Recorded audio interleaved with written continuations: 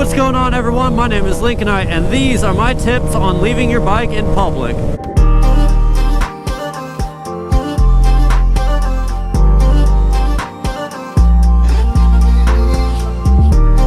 So I got a message on my Instagram from a subscriber, Justin, and he asked me if I could give any advice on parking your bike or leaving your bike in public and what you can do to basically prevent theft. And that's a really awesome question, because obviously with a motorcycle, they are incredibly easy to steal.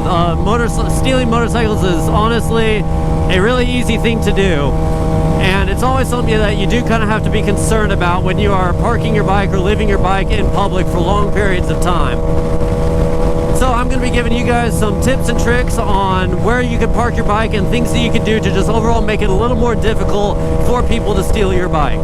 So first of all, pretty much anytime I ever park my bike at a store or really any place that has a parking lot, this is how I park. Alright, anybody need anything from Walmart real quick while I stop here? Look at all of these good spaces as that guy about gets fucked. Where should we park?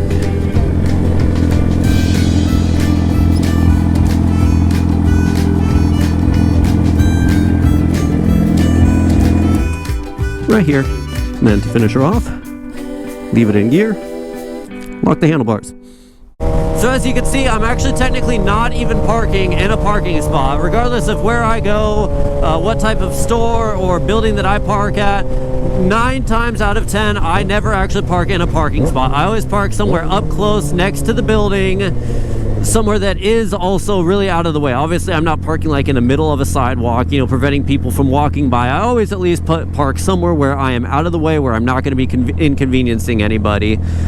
And really, there's actually a lot of benefits for pretty much everybody in that situation. I mean, you know, you may kind of like look at that and think, wow, that guy's an ass for parking, you know, not even in a spot. But if you think about it this way, you know, A, you're checking off the list of making it really difficult for somebody to steal your bike. Because obviously, you know, if somebody's messing with a bike that's up next to a building and they don't have gear or anything like that, it's gonna look really, really shifty. Especially if they seem to be struggling with the bike. You know, like if it's clearly your bike, you're gonna be wearing gear, you're gonna have your helmet with you, and you're obviously gonna have your key. So you're not going to be struggling trying to get on your bike or get it unlocked, you know. So if somebody is trying to tamper with a bike that's really up close next to a building, there's going to be a lot of people to see that person, and it's going to really dissuade them from trying to mess with the bike, especially if it's in a very visible area.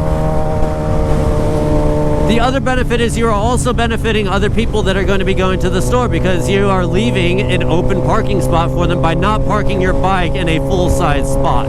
Which, another little tip, if you are unable to do that and you do have to park in a parking spot, park towards the back of the spot. Because obviously with a motorcycle, it is very hard for a car to see a motorcycle in a parking spot. So if you park towards the back of the spot, the tail of your bike will be visible. So just keep that in mind if you do have to park in a parking spot. A couple other things that you should do when you're parking in a parking spot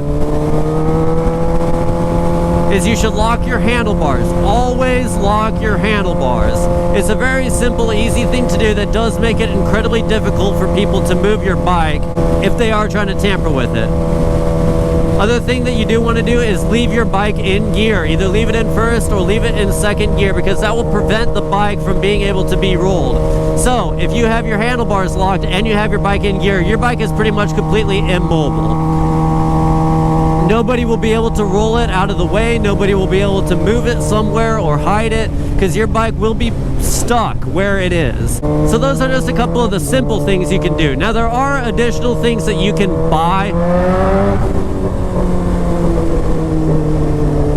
There are additional products that you can buy for additional bike security. First thing being a brake lock. Now, there's actually a couple ways you can do this. You can do this the really simple way and just buy a simple padlock and loop it through one of the holes in your brake rotors. And what that will do is, even if somebody is able to get your bike out of gear in order to roll it, the padlock will roll around and will get stuck behind your brake calipers, so your wheels will not be able to move.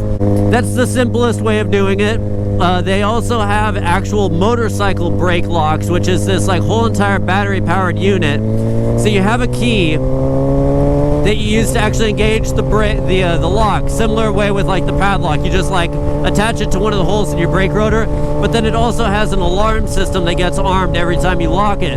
So if somebody starts trying to roll your bike and move it around, it'll actually have an alarm that goes off. There's also alarm systems that don't immobilize your bike in any way. It's just like a tip sensor basically.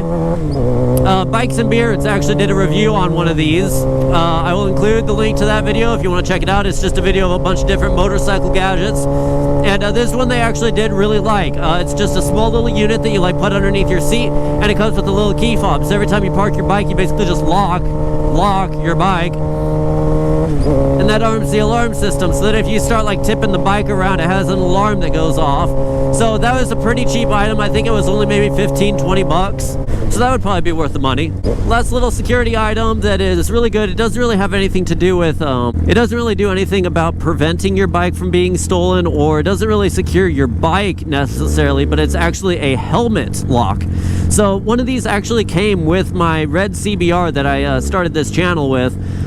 Basically all the helmet lock is it's like a braided steel cable that has like rubber on it, and it has a loop on either end. So what you do is you fish it through the D-rings on your helmet, and then you take the two loops and you hook it onto a little hook that was underneath the rear seat, and then you close your seat over the top of that. So basically it secures your helmet to the bike, and unless you actually take the rear seat off, you cannot get the helmet off. I mean, you could cut the strap, but that kind of renders the helmet useless at that point. But guys, that does it for my video on how to park your bike in public. I'll leave some links to some of the security items that I was talking about in the description if you did want to take a look at any of those. And also, if you guys can think of any things that I did not mention in this video, feel free to leave it in the comments. Always help your bike bros out.